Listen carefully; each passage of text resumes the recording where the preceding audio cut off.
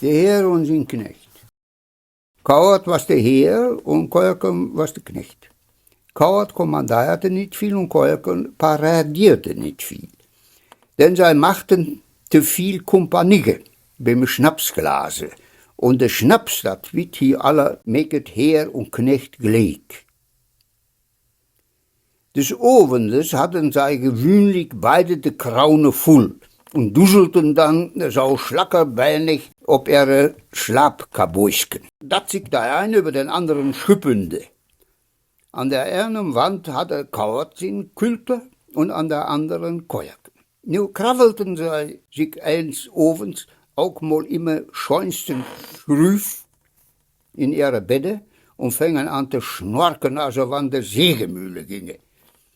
Immer Tijd riep Kauert, Kojaken, Herr, wat an?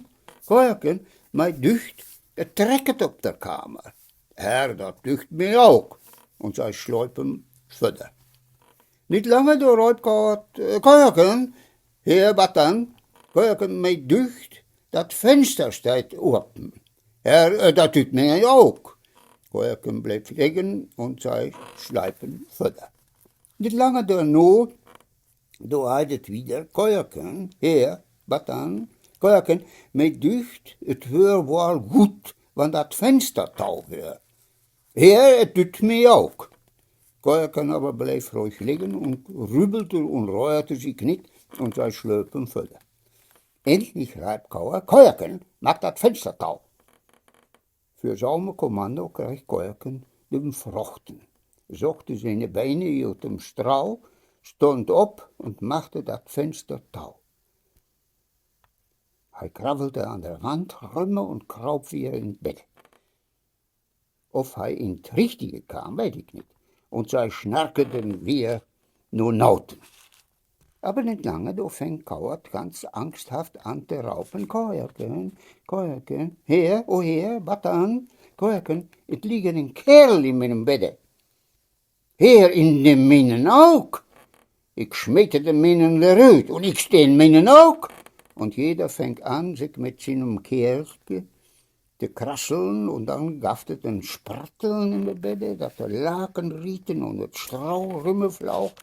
Auf einmal gaftet ein Knall und das Bühn wuiste und Kauert reibt. Oh, Kojaken, Herr, was ist? Oh, Kojaken, mein Kerl hat mich aus dem Bett geschmieden. Herr, und ich habe den Minen aus dem Bett geschmieden.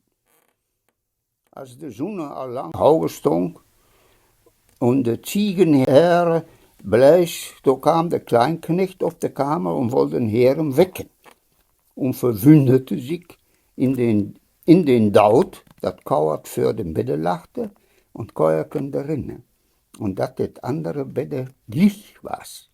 Und die beiden riefen sich die Augen und die Blässe und verwundeten sich auch und konnten gar nicht begreifen, wie das Tauhohn war. Ich glaube aber, bei mir andächtig Tau hört, da kann sich an den 5 Fingern abzählen.